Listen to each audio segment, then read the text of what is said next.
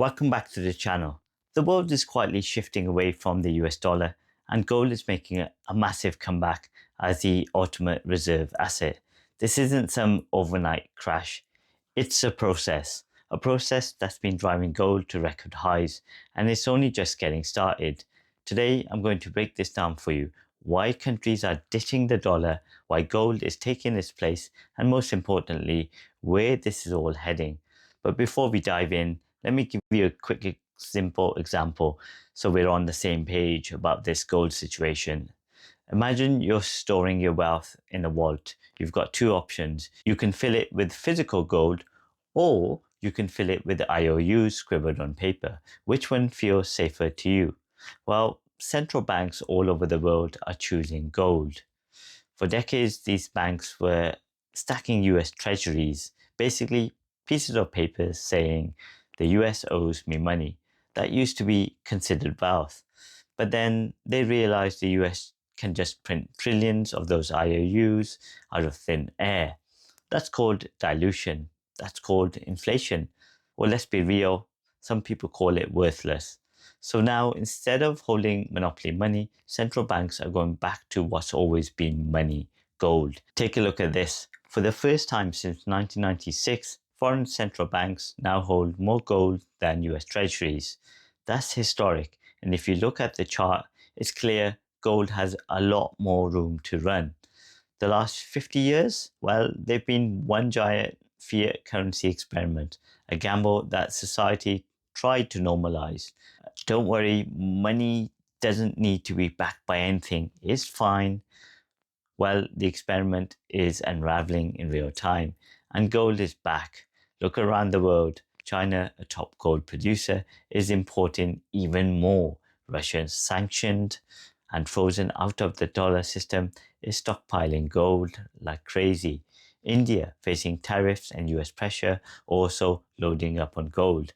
And here's the kicker: even US allies are doing it. El Salvador, a country famous for embracing Bitcoin, just bought gold for its reserves. Why? Because after the US froze Russia's assets and literally redirected that money to Ukraine, the message to the world was loud and clear: play by our rules or your money isn't safe. So now, instead of being at the mercy of Washington and a dictator like Donald Trump, countries are taking control and buying gold.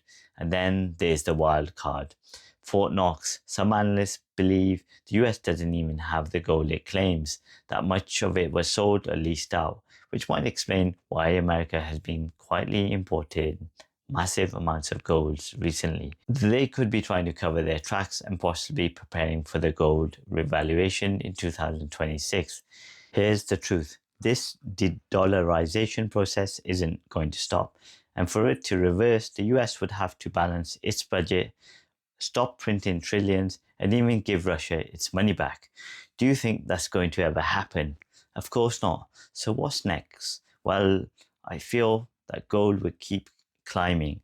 Right now, gold is trading just over $3,600 an ounce. And in my opinion, it's only a matter of time before we see $4,000, $5,000, maybe even $10,000 per ounce. I mean, look at Bitcoin. It went all the way up to over $100,000. Now, will gold get there in a straight line? No, but the trend is clear. The Federal Reserve is about to cut interest rates, and that's just the beginning. More rate cuts in 2026, and most likely another round of quantitative easing. Both of those are rocket fuel for gold. Here's something most people don't realize. Right now, central banks are driving gold's price higher, but retail investors, the everyday public, haven't even joined in the party yet. Historically, gold makes up about 2% of people's portfolios. Today, it's about 0.5%. That's nothing. Yes, Costco can't keep gold bars on the shelves, but trust me, you'll know when the public really FOMOs in. You'll see lines outside coin shops. You'll even hear strangers talking about gold at coffee shops. That's when we'll know it's overbought. We're not even close to that stage yet. So, is it too late to start a gold position? Well, I don't think so. In fact, I think it's still early. gold isn't just about making money, it's about protecting yourself, protecting your wealth from inflation, from inequality, from financial slavery. Because I'm just trying to warn people, because the reality is, as de-dollarization accelerates, things are going to get rough, inflation worse, wealth gaps wider, and a lot of people will be caught off guard. Don't be one of them. At least know what the play is. Subscribe, have a good day, and I'll keep you updated every step of the way. Thanks for watching and take care.